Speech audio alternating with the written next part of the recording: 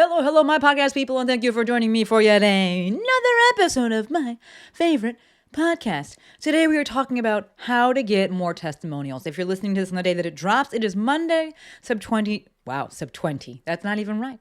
Monday, September 25th. Happy last week of September. We're going to jump right into the episode and make it meta because we're talking about how to get more testimonials. So I'm going to drop a little review. I'm going to read a little review that someone left. Of note, we are currently sitting at 248 ratings for the podcast with an average of 4.9 stars. Why is it not 5? Because some people are fucking dusty. They want to go and listen and then take the time to leave something besides 5. I don't know why. I actually did a thread about this the other day. I was like, I don't feel the need to do anything unless it's say something good. I will absolutely speak to a manager or leave a review. I will ask people after I have really good customer service on the phone and be like, hey, is there like a survey that's coming? And I'll make sure that I know their name. But if it's bad, I'm like, fuck this shit. I don't have time. I don't more negative energy. You're just like never going to buy this again. And if someone asks me, I'll specifically say. But otherwise, like, I'm going to go on the site and leave a less than 5. Like, come on. Don't be dusty. Don't be dusty. But this person right here, they left a review on Saturday, actually. This is recent. And they're not dusty at all. They're phenomenal. This review is from Mego15. Love Dr. Shante. Love that they said Dr. Shante. I love it, but I'm also like, wow, I forget sometimes. Her episodes are little gold nuggets of information. She shares realistic expectations of online biz and how to take small steps towards growth. Love her personality and the energy she brings every episode. Thank you, Mego. Thank you. Like, I fucking love these things. I fucking love these things, and that is why I asked for them. If the spirit moves you, would love a review. Because I say it all the time, the podcast is very unidirectional. I'm literally talking to myself in a camera here. I'm not even looking at myself. I'm looking to the lens of the camera. If I look at myself and you're watching the video right now, if I look at myself, I can't. My eyes are not on the lens, and it looks weird to you as the viewer. So I'm literally looking into the lens of the camera, talking to myself here. So to hear back from you is fucking amazing. So thank you, Mego. I don't want to say Meg because maybe you go by Mego. Thank you. And to anyone else who's left a review, thank you. And if you're thinking about leaving one, thank you in advance. So today's episode, we are going to talk about how to get more testimonials, which I think is actually very simple and requires only 2 steps here. Number 1, get results for people. And number 2, ask. Okay, that's the end of the episode. No, just kidding. You know, I got stuff to say, but this I think will be a little bit of a shorter episode. So when we speak about the second part here, which is asking, right? First is get results for people. Second part is ask. Asking can get more tactical. And meaning like you could set up a sequence, an email sequence that goes out and it asks people automatically. Yes, that's fine. But I think that as with most things, people often like to focus on the tactical things because it makes them feel like they're doing something. And to that end, it can be easier than actually, working on the things that are, that actually move the needle, that actually, are having you in the trenches and having you deliver the service and interact with people. So yes, there is a tactical side of this, and we'll get into it a little bit. But the reason I put these steps in this order is because it is the order of importance. Number 1, get results for people. That's the hardest part because you got to get the people first, and then you got to get the results for them. So it's kind of 2 parts. And then the second one is going to be ask. So step number 1 for getting more testimonials is put all of your effort into getting results for your current people. Yes, you need people in order to get results. I've said this in a million episodes. The easiest approach for getting clients is number 1, start in person, or number 2, start by working for somebody else. Right? If you are like, no, but I want to go online or I want to be online and I want to do my own thing, absolutely. Okay, cool. But then start with free. Right? You just got to give the samples out to people. You got to get your name out there. You got to be in the trenches. Like you got to be like really pounding the pavement, the proverbial pavement, because now we're online. So we're being prolific with content creation. We are being very generous with our time. We're not worried about getting salty about things because you ain't got no fucking food to be salty about, right? You got to be out there and giving all of your time, teaching everything you know, right? So we start with free. From there, we're going to focus on our earliest adopters, which is typically going to be your friends and family, right? I have that meme, and maybe I should put it up again. I love it. I talk about it every time that I talk about this. All right, Sex and the City. Love that show. The remake or the reboot, very good this season, right? First season, not so good. Second season, good, much better. But we know very, very, the original show, Samantha's talking to Smith Jarrett, and she said, first come the gays, then the girls, then the industry, right? Smith Jarrett's a model. And the same goes for you when you start a business. It's first going to be your family, then your friends, and then the industry, right? Or then the strangers. So your earliest adopters will typically be someone that you know. Maybe it's a cousin, maybe it's your mom, I don't know, but it'll be them first. Start with them and focus on getting them the best results possible. They will spread your message farther and faster than you ever could. They will also give you actual language to use so that you can yourself work on spreading your message, because your message will become more refined. Right? The second part of this is, if you are focusing on getting results for people and you're really fucking good at that, understand that those people, they want to help you, right? If you've helped them, they want to help you, the majority of them. And they will be happy to go and sing your praises, which ties into the second step for getting more testimonials, which is to ask. Calls to action for anything are very helpful, right? If you want people to do the thing, ask them to do the thing. And I know that I see this kind of like in a nonchalant way, and maybe you're listening and you're like, duh.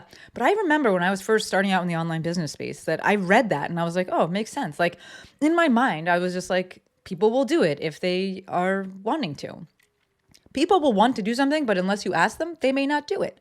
People might want to leave you a review. They might want to sing your praises, but unless you ask them or you give them steps, you prompt them, they may not do it. Same thing with like liking a post. I think I read this on like some freebie I downloaded like a zillion years ago. And it was like, if you want people to like your post, ask them to like it. And I was like, what? Why the fuck would I do that? And then I was like, oh, because sometimes people just scroll by. And with that call to action, they will actually do something that they wanted to do of their own accord, but just weren't doing. So when we're thinking about asking for a testimonial, something to understand here is the difference between a testimonial and a character reference. Testimonial speaks to their experience working with you, whereas a character reference speaks more about you. That review that I read a little bit earlier kind of trended towards a character reference, which I'm not mad about at all. All right, both are very helpful. I got something in my eye. If you're watching this, you see I stay having things in my eye. If you are there, if we back it up, I lost my train of thought for a second there. Keep it in, Courtney. Keep it in. If we think about the review that I read earlier, it's more of a kind of character reference. It's talking about me and keeping it real and things like that.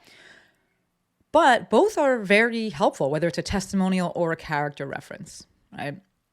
So I do believe that when we are looking to get more clients, and if this is going to be put in front of people who perhaps already know you, that have some familiarity there with you, then yeah, a testimonial may have a bit more weight to it.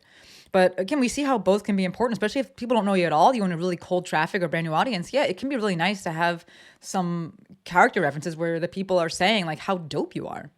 That's absolutely helpful. So two things that I want you, or that I'm going to suggest that you focus on if we're looking to really get testimonials as opposed to character references. Because again, testimonial speaks to their experience working with you, whereas a character reference speaks about you.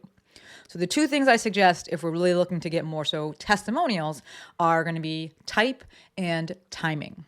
Well, with the alliteration today, I'm on a roll.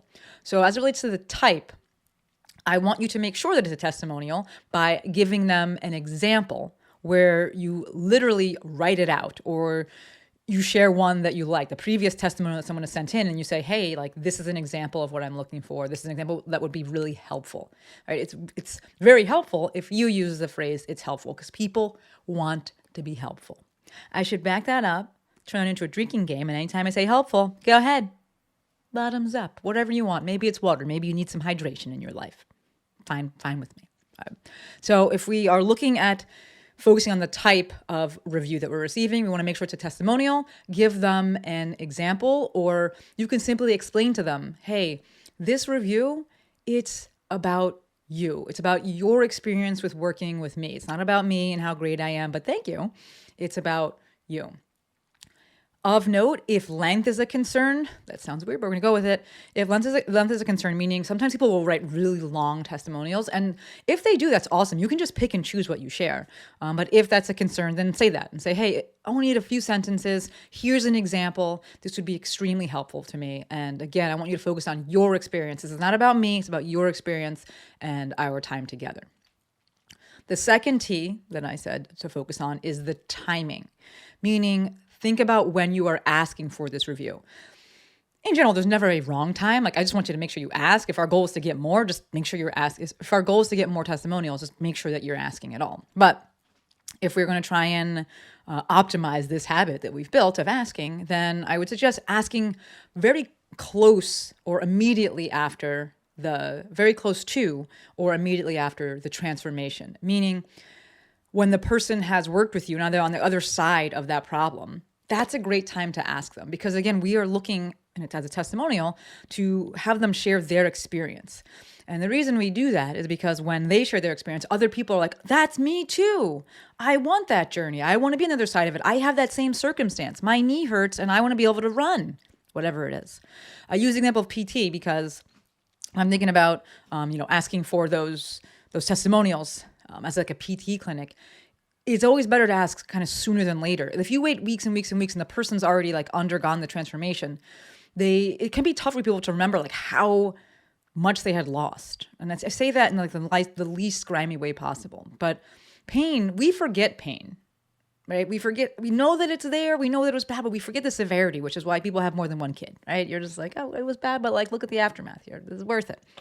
All right. So if you can catch someone sooner to that transformation, meaning they came in, they couldn't do these things, they were just, really down about it. You work with them, they're getting better, they're able to get back to running, whatever it is, ask them then. Because they remember it, right? They remember that journey. It's fresh in their mind. And that's going to be the most helpful for your business. It's going to be the most helpful for the potential consumer that's reading it, the potential customer, rather, that's reading this. For online biz, same. Just think about asking while they're still working with you. You can absolutely ask way after the fact. Again, I'm trying to say, I just want you to do the thing. But if we're trying to optimize this habit, then think about trying to ask while they're still working with you, and perhaps while things are maybe winding down, but while they're still in your care. So for the intensive, right, the Instagram intensive that I run, my 6-week online group coaching program for health and fitness pros, that teaches them exactly how to use Instagram for online business. It's like I've said that a million times. But for that's a 6-week program, like I said, and I ask them on week 5. So I ask them before we're done. I ask them again on week 6, and then I have a follow-up email that will come out on week 7, like after the program is done. So I'm not waiting until the very end, until it's all done. I'm going to hit them while they're still there, just because it's fresh in their mind. In terms of the tactics, I want you to focus on the other things first, which is get results. And then we have the 2 T's, which is the type and the timing. But in terms of the tactical side of this, of how to actually ask, if you are live with people, right, we're talking about online business, then just ask them, right? Build it into your live call. Logistically, after you've asked and how you're going to collect these, I recommend Google Forms. I fucking love them. Yes, you can get more advanced with this and do type forms and things like that, but Google's free. We all have it. People know how to use it. So I suggest using it. I still use it for my intensive and I love it. I have created a Google form and we just send it out. Lex drops it in the link, drops it in the chat for that call, on the 5th call and on the 6th call. And people can fill it out there, right? It's a link to a Google form. And the beauty of this is that you can then take all those responses and it will automatically turn it into a Google Sheet, which then makes it searchable. So if I'm, writing an email and I want to talk about community, I can just Control F, aka I can search that Google Sheet and type in the word community, and any testimonials, any reviews that have come up that the person used, any testimonials or reviews in which the person has used the word community, that'll come up and I can say, okay, do I want to pull this one? Awesome. Of note, if you want a picture along with this, because pictures are helpful. It just kind of, I think, lends a little bit more credibility to it, because the person's like, well, yeah, they could still make this up, but like it takes more effort to make it up. So if you want a picture, that is an extra step, especially if you're using a Google form. So the way that what's going to have to happen is they have to email you that. They can't like attach it to the form. So you can either write that in there and say, hey, if you want to share a picture, it'd be really helpful to me, and like here, email it to this email address. Or, and this is what we're going to start doing, is you can have them like check a box or sign off that they are okay if you go and find a picture of them. You can have them include their website if they know they have pictures on there, and then you can pull one of those. Because I think sometimes that stops people is they don't want to have to go find one and then send it to you. Maybe that sounds silly, but I know for me personally, I just hate sending things. I'm just like, just go take one. I don't even care. And if it's a bad one, it's on me. So that's another option that you have. Another tactical approach here of how to ask is, while you're working with people, just ask them to share their wins with you. Right? you'll know that I like to celebrate people and encourage people. And so I'm always asking them, like, share their wins, tag me in these things, DM me your wins, let me know how things are going, keep me updated. People will do that. They'll send you it as a DM. They'll be like, holy smokes, I did the thing. And now like, this is happening. And like, I took your advice and I'm so grateful. That's a fucking testimony. That's a banger of a testimonial. And I will say that it probably carries a little bit more weight because it feels less manufactured because it's a DM or it's a text, whatever, it's a Vox or however they're communicating with you. So encourage them to share your win, encourage them to share their wins with you. And then when they DM you this or they Vox or you or they text it, whatever, ask them if you can screenshot it and if you can share it. You can say that you will make it anonymous if that's more helpful, if that feels better for them. But most people are like, oh, it's totally fine. Just go ahead and share it. But that's a great way to generate testimonials, and just by encouraging people to share their wins with you, and then you share their wins with other people. So very simply, the way to get more testimonials is to focus on 2 things. Number 1, get results for your people. Number 2, ask for the testimonial. Speaking of asking, I'm going to ask twice this episode. I would love a rating and a review from you if the spirit moves you. Yes, I know that it takes a little bit extra effort to leave the actual review and write things out. But again, it's helpful for me. I don't know if it helps people find the podcast, but I enjoy reading them. And I'm going to keep talking regardless, but it makes it way more fun. So if the spirit moves you, would love a rating and a review. 5 stars preferably. If you're coming out here to leave 3, I don't want it.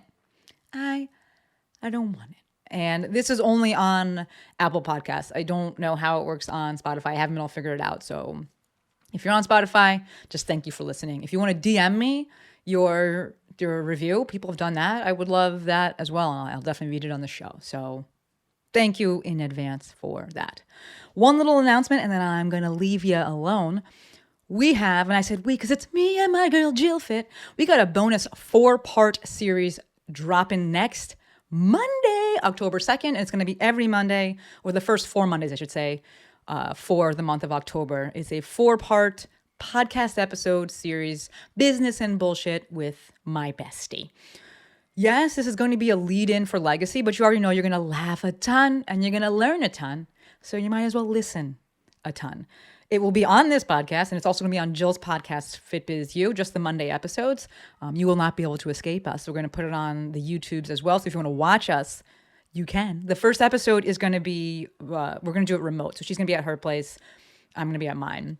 But I would love to figure out if we can do it in person, but I got to figure out the logistics of that. Either way, Jill and I have done, I don't even know how many podcast episodes together already, and we get such great feedback every time. So I'm stoked for this little 4-part series, talking all things online business and, of course, some bullshit. So get ready for that next Monday, and yeah, that's all I got for you. As always, endlessly appreciative for every single one of you.